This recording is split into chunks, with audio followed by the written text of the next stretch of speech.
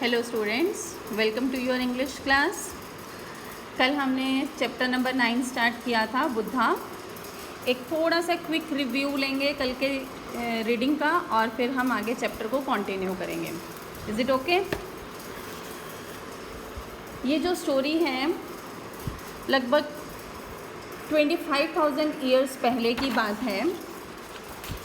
In the foot hills of Himalayas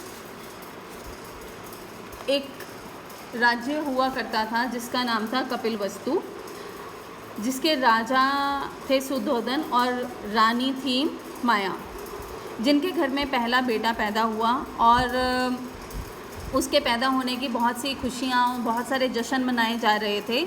और उस समय राजा के वहाँ उस राज्य में एक कोई महान साधु वहाँ आए हुए थे। सुद्धोधन के वहाँ राज्य में एक साधु आए हुए थे। तो राजा ने सोचा कि मैं अपने बेटे को इनसे ब्लेसिंग्स दिलवाता हूँ, इनसे आशीर्वाद दिलवाता हूँ। तो उन्होंने उस साधु को अपने दरबार में बुलाया। जब उस मोंक ने, उस साधु ने छोटे बच्चे को देखा तो उन्होंने ये भविष्यवाणी की कि जो ये तुम्हारा बेटा है, राजा को बोला कि जो ये तुम्हारा बेटा है ये बहुत ही सफलता प्राप्त करेगा, बहुत ही अच्छा शासक बनेगा और या फिर ये एक साधु बनकर दुनिया को लेसन्स देगा। उनकी ये बातें सुनकर सुद्धोधन जो था, जो राजा जो था, वो काफ़ी परेशान हो गया कि ऐसा कैसे हो सकता है कि मैं तो चाहता हूँ कि मेरा बेटा मेरे जैसा ही एक राजा बने। इस तरह का विचार उसे बहुत परेशान करने लगा। तो उसने सोचा कि क्यों ना मैं अपने बेटे को इतनी सारी लग्जरीज़ दूं कि वो कभी भी इस महल को छोड़ के जाने के बारे में सोचे ही नहीं। पर सिद्धार्थ जो था वो एक बहुत ही डिफरेंट टाइप ऑफ चाइल्ड था। उसको इन चीज़ों से कोई फ़र्क नहीं पड़ता था, वो अपने ही धुन में खोया रहता था।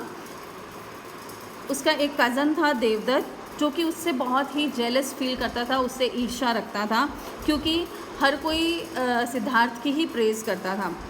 तो एक दिन उसने क्या किया, देवदत्त ने एक स्वैन को अपने तीर का निशाना बनाया, उसको उस पे निशाना साध कर उसने उसे तीर से चोट पहुंचाई, जिसकी वजह से वो जो स्वैन था वो ज़मीन पर आ गिरा।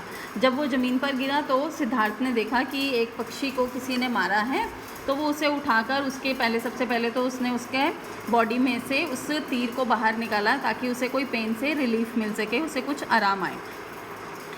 इतने में क्या होता है कि देवदत्त वहाँ आता है और उसको बोलता है कि ये मेरा स्वैन है, मैंने इसे तीर से मारा था, ये मेरा शिकार है, ये मुझे वापस कर दो। तो सिद्धार्थ ने बोला कि नहीं, ये तो मैं ही रखूँगा। उनका जो ये डिस्प्यूट था वो राजा के दरबार में पेश किया गया। तो राजा ने के जो वहाँ पर मंत्री लोग थे, जो जज थे, उन्होंने ये फैसला किया कि मारने वाले से बचाने वाला अच्छा होता है, इसलिए जो स्वैन है वो सिद्धार्थ को दिया जाएगा। जब सिद्धार्थ की एज 16 ईयर्स की हुई तो उसके फादर ने डिसाइड किया कि अब मैं इसकी शादी कर दूंगा। तो और उस समय क्या हुआ, एक यशोधरा नाम की राजकुमारी थी जिसका कोई स्वयंवर होने जा रहा था। तो राजकुमार को सिद्धार्थ को वहाँ भेजा गया और यशोधरा ने सिद्धार्थ को अपना हस्बैंड चूज़ किया। The wedding was celebrated over many days in both kingdoms. दोनों राज्यों में जो ये शादी की सेलिब्रेशंस थी वो काफ़ी दिनों तक चलती रही। The young couple were very happy, और जो ये कपल था वो बहुत ही खुश था। मीन्स सिद्धार्थ और यशोधरा दोनों बहुत ही खुश थे। In a few years they had a son and named him Rahul. कुछ सालों के बाद उनके घर में एक बेटा पैदा हुआ जिसका नाम उन्होंने राहुल रखा। King Suddhodana was now content. अब जो किंग सुद्धोधन थे, जो राजा सुद्धोधन थे, उनको थोड़ा रिलीफ हुआ कि अब मेरा बेटा घर छोड़कर नहीं जाएगा, राज्य को छोड़कर नहीं जाएगा। Now that Siddharth has a lovely wife and son, he will never want to leave the kingdom. उन्होंने सोचा कि अब तो सिद्धार्थ की वाइफ है, उसका बेटा है, तो वो राज्य को छोड़कर नहीं जा सकेगा। He will now become the great king that he is destined to be. उसने सोचा कि अब तो सिद्धार्थ एक ग्रेट किंग, एक महान राजा बनेगा जैसा कि मैंने सोचा था। But the king was wrong, पर राजा जो था वो गलत था। Siddharth began to feel restless soon after Rahul was born. Rahul के पैदा होने के जल्दी ही बाद सिद्धार्थ जो था वो बहुत ही रेस्टलेस फील करने लग गया। He was tired of the life of luxury in the palace. वो राज्य में जो उसको लग्जरीज आरामदायक जो उसको ज़िंदगी मिल रही थी उससे वो थक चुका था। He began to think about the people of his country. उसने अपने राज्य के लोगों के बारे में सोचना शुरू किया एंड हाउ दे लिव्ड, और ये भी सोचा कि वो कैसे रहते हैं, कैसे जिंदा रहते हैं। So one day he asked his charioteer Chandak to take him on a tour through his kingdom. तो एक दिन उसने अपने जो उनका रथ खींचने वाला सारथी होता है उसको बोला कि तुम मुझे राज्य के दौरे पर ले जाओ।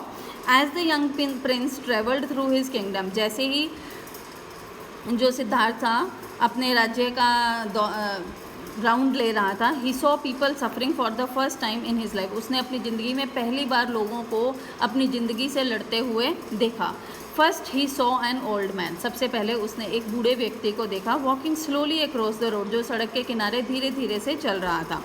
Next he saw a sick man, उसके बाद उसने एक बीमार व्यक्ति को देखा, ग्रोनिंग विद पेन, जो दर्द से कराह रहा था।